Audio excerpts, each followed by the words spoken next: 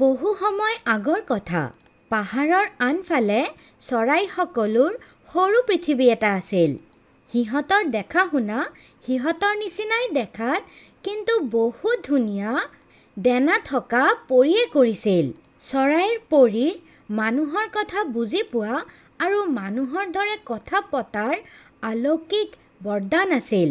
যেনেকুৱাকেই হওক, সেই চৰাইৰ পৰীক ধৰি লৈ আহা। শুনিছোঁ সেই চৰাই মানুহৰ পৰা লৈ পশু পক্ষীৰো কথা বুজি পায়। বহুত ৰজা মহাৰাজাই সেই চৰাইৰ পৰীক ধৰাৰ চেষ্টা কৰিছিল, কিন্তু কোনেও ধৰিবই পৰা নাই।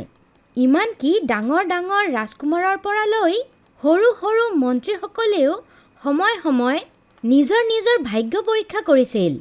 তেওঁলোক দেশ বিদেশৰ পৰা ডাঙৰ ডাঙৰ বেদক মাতি পঠিয়াইছিল আৰু নিজেও ধৰিব গৈছিল, কিন্তু চেষ্টাত কোনেও সফলতা পোৱা নাছিল। সেই চৰাই সদায় ডাঙৰ এজোপা গছৰ ওপৰত বহি থাকে আৰু বৰ মধুৰ সুৰেৰে গান গায়।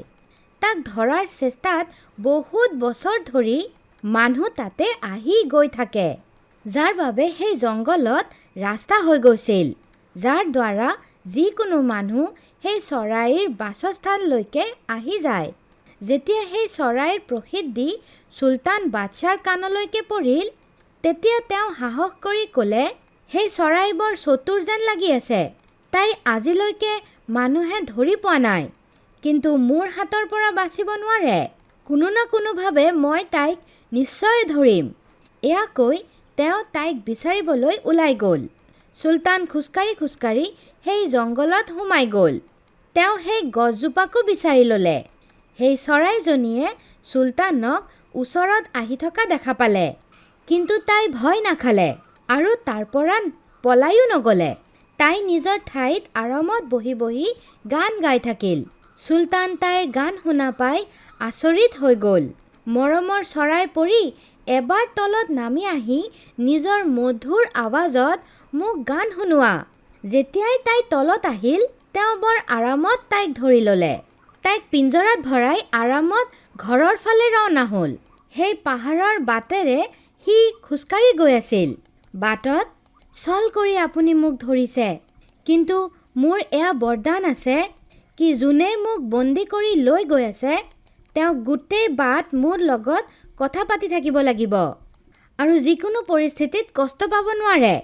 কাৰণ যেতিয়াই তেওঁ মনে মনে থাকিব আৰু কষ্ট পাব, মই উৰি যাম। সেইবাবে আমাক কথা পাতিয়ে থাকিব লাগিব। তেতিয়াহ'লে ঠিক আছে, তুমিয়ে কিবা কোৱা না।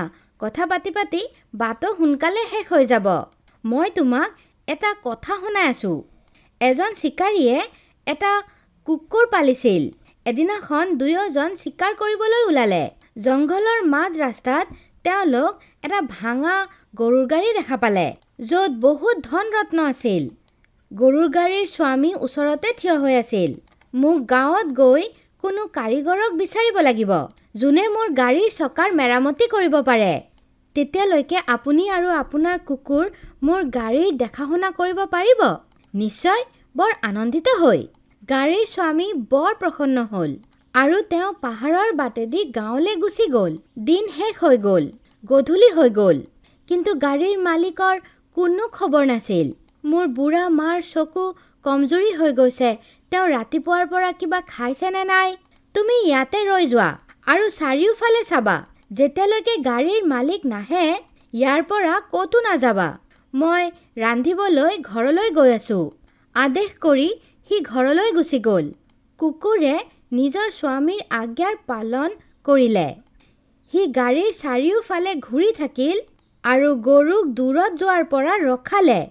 আনফালে গাড়ীৰ মালিকে বহুত গাঁও বিচাৰিলে। তেতিয়া গৈ ক'বাত 12টা বজাত ৰাতি তেওঁ কাৰিকৰ পালে, যোন গাড়ীৰ মেৰামতি কৰিব পাৰিব। যেতিয়া তেওঁ ঘূৰি আহিল, তো সি দেখিলে কি চিকাৰীটো গুচি গৈছে, কিন্তু তাৰ কুকুৰটো তাৰ ঠাইত চকীদাৰী কৰি আছে। এয়া চাই তেওঁ বৰ প্ৰসন্ন হ'ল। গাড়ীৱানে কুকুৰক কেইটামান ৰূপাৰ মোহৰ দি তাক ঘৰত পঠাই দিলে। সেই স্বামীভক্ত কুকুৰ ৰূপাৰ মোহৰ লৈ যেতিয়া ঘৰত আহিল, আৰু নিজৰ স্বামীৰ ভৰিৰ ওচৰত থৈ দিলে। সেয়া দেখা পাই মই তোমাক গাড়ীৰ সুৰক্ষা কৰিবলৈ এৰিছিলোঁ। তাৰ বিপৰীতত তুমি তাৰ ৰূপাৰ মোহৰ চুৰ কৰি আনিছা।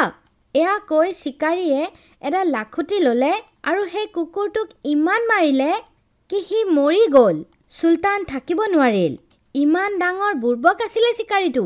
সি এনেকুৱা কুকুৰৰ প্ৰাণ লৈ ল'লে। আচ্ছা, তুমি দুখ পালা? এয়া কৈ চৰাইৰ পৰি পিঞ্জৰাৰ পৰা উৰি গ'ল। মই কথাটো কেনেকুৱাকৈ পাহৰি গ'লোঁ। চুলতানে নিজকেই দোষ দিলে। সি জংঘলৰ ফালে গৈ থকা ৰাস্তাৰ ফালে আকৌ ঘূৰিলে। দ্বিতীয়বাৰো সেই গছজোপাৰ ওচৰত গৈয়ে সি চৰাইক মাত দিলে। চৰাই পৰি, এবাৰ ভুলত দুখ পালোঁ, এইবাৰ বেলেগ কিবা গল্প শুনোৱা। চৰাই পৰি তলত আহি গ'ল।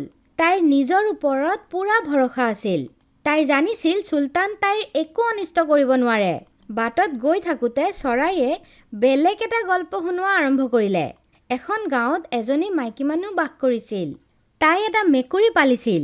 এদিনাখন তাই কুঁৱাৰ পৰা পানী আনিবলৈ গ'ল।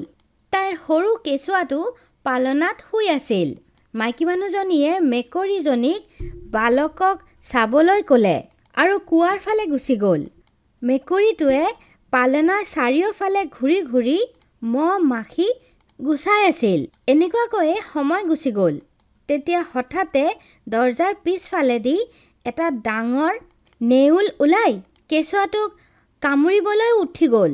মেকুৰী চিঞৰি চিঞৰি তাক ধৰিব গ'ল। যেতিয়ালৈকে তাই তাৰ পিছে পিছে দৌৰি আছিল, তেতিয়া আৰু এটা নেউল গৰ্তৰ পৰা ওলালে আৰু শুই থকা কেঁচুৱাটোক কামুৰি ল'লে।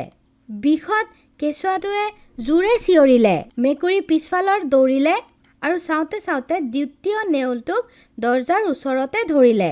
তাৰপিছত তাই কেঁচুৱাটোৰ ওচৰত বহি তাইৰ কামুৰি থকা ঠাইত জিভেদি চেলেকি চেলেকি তাইৰ বিষটোক কম কৰাৰ চেষ্টা কৰিব ধৰিল। তেতিয়ালৈকে মাইকী মানুহজনী পানীলৈ আহি গ'ল। তাই মেকুৰীজনীক কেঁচুৱাটো য'ত দুখ পাইছিলে তাতে চেলেকি থকা দেখা পালে। তেতিয়া তাই বৰ খং কৰিলে। মই মেকুৰীটোক কেঁচুৱাৰ দেখা শুনা কৰিবলৈ এৰিছিলোঁ, কিন্তু দুষ্টটোৱেতো উল্টা তাইকে কামুৰিলে। এয়া কওঁতে কওঁতে তাই মেকুৰীটোৰ ওপৰত ভাঙি পৰিল আৰু তাইক মাৰি মাৰি মাৰিয়ে পেলালে। কিন্তু অলপ দেৰি পিছত যেতিয়া তাইৰ দৃষ্টি দৰজাৰ পিছফালে মৰি থকা নেউলৰ ওপৰত পৰিল, যাৰ মুখত কেঁচুৱাটোৰ তেজ লাগি আছিল, মই এই আজ্ঞাকাৰী মেকুৰীটোক মাৰি বহুত ডাঙৰ ভুল কৰিছোঁ। এয়া শুনাৰ লগে লগে এয়াতো বৰ বেয়া হ'ল। এইবাৰো সেই চৰাই পৰি আকৌ নিজৰ ডেনা মেলি উৰি উৰি উত্তৰ ফালে উৰি গ'ল।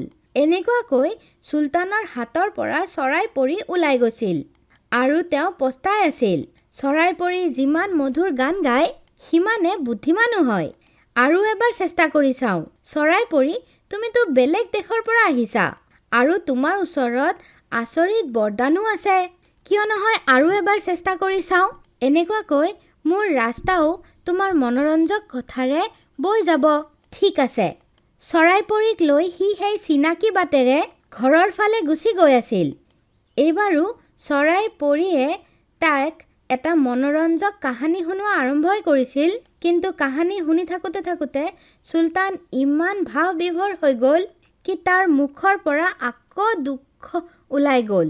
চুলতান, এতিয়া মই যাওঁ আৰু তুমি কেতিয়াও মোক ধৰাৰ চেষ্টা নকৰিবা। আৰু নিজৰ বন্ধুসকলকো কৈ দিবা কি তেওঁলোক মোক যেন আৰু অনুসৰণ নকৰে। মই নিজে এজন সাধুৱে দিয়া অভিশাপ ভুগি আছোঁ আৰু আজি মোৰ অভিশাপৰ শেষ দিন হয়। মোৰ সকলো দুখ এতিয়া এই পাহাৰতে শেষ হৈ যাব। মই পৰিলোকলৈ যাওঁ। চৰাই পৰি ডেনা মাৰি মাৰি আকাশত উৰি গ'ল।